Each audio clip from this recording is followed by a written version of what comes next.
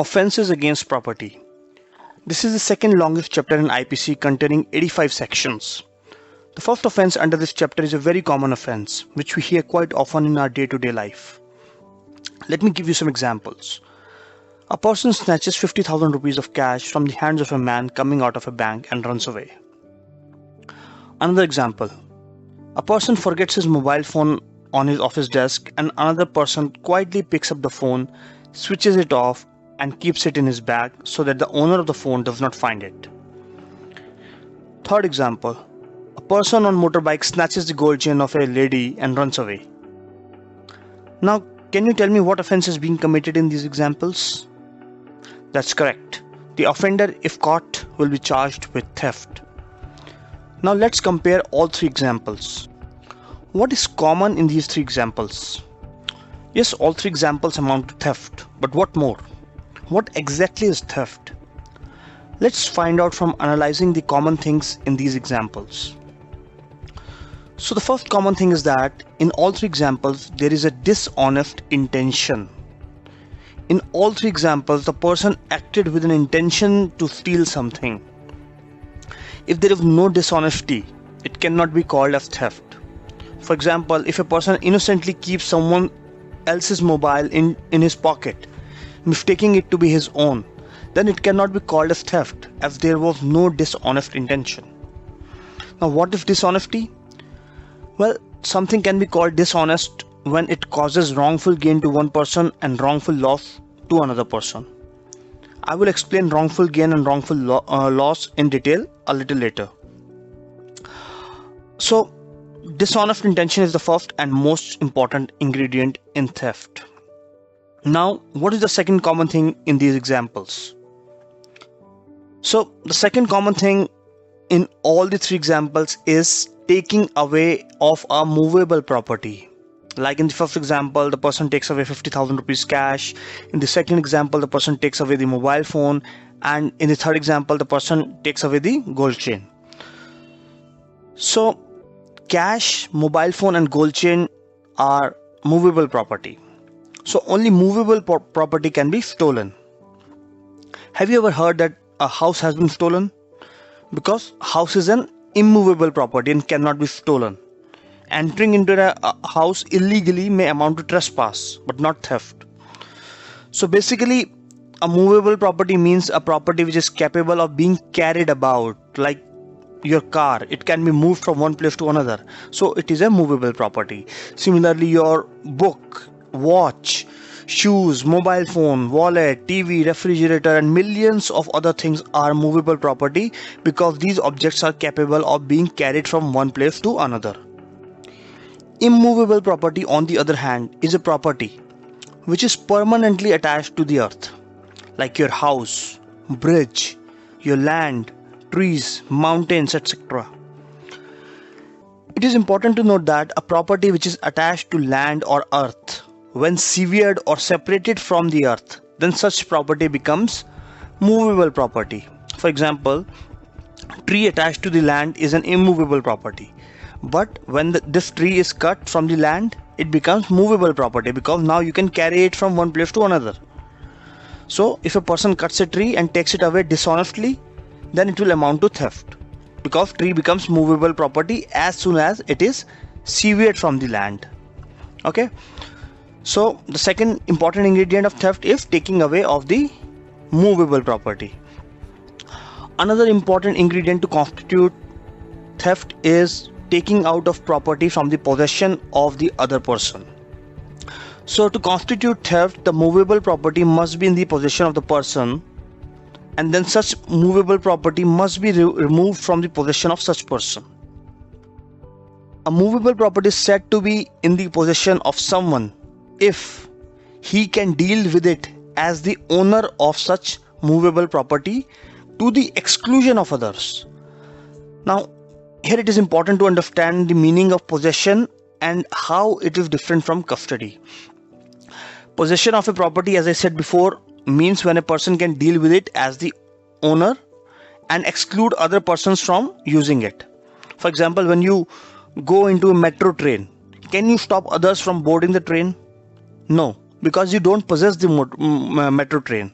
You don't own it. But you can stop others from driving your private car, right? Because it's your car. You can use it whatever way you want it to be used, and you have complete right to exclude others from using it.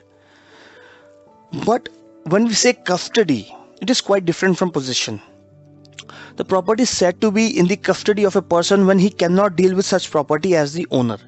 He merely keeps the property in his custody on behalf of the owner of the property. For example, when you put some jewelry in the bank's locker, the bank cannot use it. The bank only keeps it in their safe custody on your behalf. You are the real owner of that jewelry. So the jewelry is in your possession but in bank's custody. So as I said before, to constitute theft, the movable property must be in the possession of a person, and then such movable property must be removed from the possession of such person. So if a master keeps some goods with his servant's custody and the servant runs away with such goods, then the servant will be guilty of theft. Next essential element of theft is that the movable property must be moved. We know that theft means when a movable property is dishonestly taken out of the possession of its owner without his consent, causing wrongful gain to one person and wrongful loss to another person. But it is important to remember that theft is complete the moment a thing is moved with an intention to steal it, even if such thing may yet be far from passing into the thief's possession. It is not necessary that the thief should be in the possession of the things moved. Mere act of moving the thing will be enough to constitute the offense of theft, provided the four essential ingredients of theft that we just discussed are present. Illustration B to section 378 covers this scenario. It says A puts a bait for dogs in his pocket and thus induces Z's dog to follow it. Here, if A's intention is to dishonestly take the dog out of the Z's possession without Z's consent, then Z has committed theft as soon as Z's dog has begun to follow A. So here it is not necessary for A to have the physical possession of the dog. It is enough that the dog started moving to follow him to constitute the offense of theft. Now, is there anything else common under those three examples? Yes, there is one more important thing here. That is consent of the person in whose possession the movable property is. Obviously, if you take away something with the consent of the person having its possession, then it will not amount to theft, because you have the necessary permission. Now, this consent can be express or implied, but a consent obtained by force cannot be called as consent.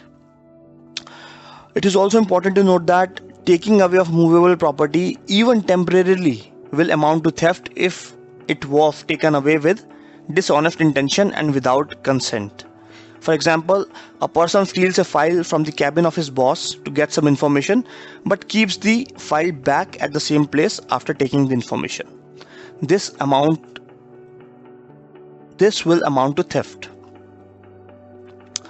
Also, if a person is under a mistake of fact that he has express or implied consent to take the movable property, will not be guilty of theft. For example, if Mr. A takes away Mr. B's mobile phone believing it to be his own, then he will not be guilty of theft. Okay, it's a mistake of fact. Now, the last important ingredient to constitute theft is wrongful gain by one and wrongful loss to another. To constitute the offense of theft, the taking away of property must bring wrongful gain to the offender and the victim must suffer wrongful loss. So in the above three examples, the offender is wrongfully gaining cash, mobile phone and gold chain, right? And the victim is also bearing the wrongful loss. Now take an example. Mr. X steals a mobile phone from Mr. Y. Mr. X steals a mobile phone from Mr. Y. Later, Mr. Z steals the same mobile from Mr. X. In this case, stealing mobile from Mr. Y will amount to theft, because here Mr. X is getting wrongful gain and Mr. Y is bearing wrongful loss. But in the second case, where Mr. Z steals the same mobile phone from Mr. X, it will not amount to theft. Because though Mr. Z is wrongfully gaining, but Mr. X is not bearing any wrongful loss. Mr. X himself had stolen that mobile and never owned it. So Mr. X cannot go to a police station to file a FIR for theft, right? Now it is important to remember that if a person only causes the wrongful loss to other person but does not gain anything, it will amount to mischief and not theft. For example, Mr. A breaks Mr. B's mobile phone. This will amount to mischief rather than theft because Mr. A caused Mr. B loss of his mobile phone but does not gain anything from that because he has broken the phone. It's a loss for Mr. B, right? But Mr. A is not gaining anything. He's not keeping that mobile to be used by himself, or he's not selling that mobile to get some cash, right? So it's only a wrongful loss caused by Mr. A. So just to reiterate, there are 5 essential ingredients to constitute the offense of theft. If all the ingredients are present, the act will amount to theft. Okay. Now, having understood the offense of theft, let's look at the definition under section 378. Section 378 says, whoever intending to take dishonestly any movable property out of the possession of any person without that person's consent moves that property in order to such taking is said to commit theft. I hope this definition makes more sense now since we have just discussed it. Now this definition has 4 explanations, in fact 5 explanations. Explanation 1 says, a thing so long as it is attached to the earth, not being movable property, is not subject to theft, but it becomes capable of being the subject of theft as soon as it is severed from the earth. This we have already discussed. This explanation says that if a thing is attached to earth, it will be a immovable property, but as soon as it is severed from the earth, as soon as it is separated from the earth, it becomes a movable property which is capable of being stolen. Like a tree is attached to earth, but when you cut the tree, it is severed from the earth and now is capable of being stolen just like any other movable property. Explanation 2 says a moving affected by the same act which affects the severance may be a theft. For example, Mr. A had planted several trees. One day, many of the trees fell down because of a big storm. Now Mr. B comes and sees there are multiple trees fallen on the ground. So he picks up those trees and takes away with him. This will amount to theft. Explanation 3 says a person is said to cause a thing to move by removing an obstacle which prevented it from moving, or by separating it from any other thing, as well as by actually moving it. This means if a person cuts the leash of the dog, suppose a dog is tied with a wall, and a person comes and cuts the leash of the dog with the intention of stealing it, and the dog is now free, and the dog starts to follow him after the leash is cut. So this will amount to theft. That person cannot say that I have not moved the object, I have only severed it. No, this case would also fall under the definition of theft. Explanation 4 says a person who by any means cause an animal to move is said to move that animal and to move everything which in consequence of that motion so caused is moved by that animal. It means if you move an animal with an intention to steal it, then not only the animal is considered to be moved, but all other things that move along with that animal will be included.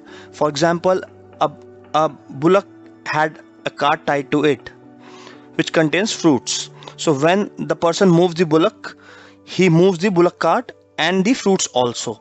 And such person may be guilty of theft of not just of the bullock, but also of the bullock cart and of the fruits it contained. Explanation 5. The consent mentioned in the definition may be express or implied and may be given either by the person in possession or by any person having for that purpose authority, either express or implied. So express consent means where the consent is given in writing or verbally. Implied consent means when consent is given not in writing or verbally, but through the conduct of the person. For example, when you go to a restaurant, you do not specifically say that you will pay for the food. It is an implied consent that when you come to a restaurant, you are supposed to pay for the food you order. Okay. Now this explanation further says that the consent can be given by the person who is in the possession of the movable property, or by any other person who has authority to give consent. For example, an agent can give consent on behalf of principal. Okay, because an agent is authorized to do the same acts which the principal can do. Okay. Now some questions for you. Mr. A gives his watch to Mr. B for repair. Next day, when Mr. A comes to pick up his watch, Mr. B refuses to give the watch back. Mr. A forcefully takes the watch back and goes away. Will this amount to theft or not? You may pause the video and think over it for a minute. Okay, so let me give you the answer. In this case, Mr. A will not be guilty of theft. Why? Because the watch is already in Mr. A's possession. He only gave the watch to Mr. B's custody for repair. So there is no taking away of movable property from the possession of Mr. A. Of course, Mr. A can be charged under other sections of IPC for fighting with Mr. B, or in case he has not paid Mr. B for the repairs of the watch, but not for theft. Clear? Now friends, there are 16 illustrations given under section 378. Some of the illustrations we have already covered, but I recommend you go through all the illustrations for better understanding. Compare each example against all the 5 essential ingredients of theft. And if all the conditions are met, it will amount to theft, otherwise not. Okay. Now coming on to section 379. Section 379 prescribes punishment for theft. Section 379 makes the offence of theft punishable up to 3 years of imprisonment or fine or both. The offence is cognizable, non-bailable, and is triable by a magistrate. The offence is also compoundable by the owner of the property stolen. I hope this is clear.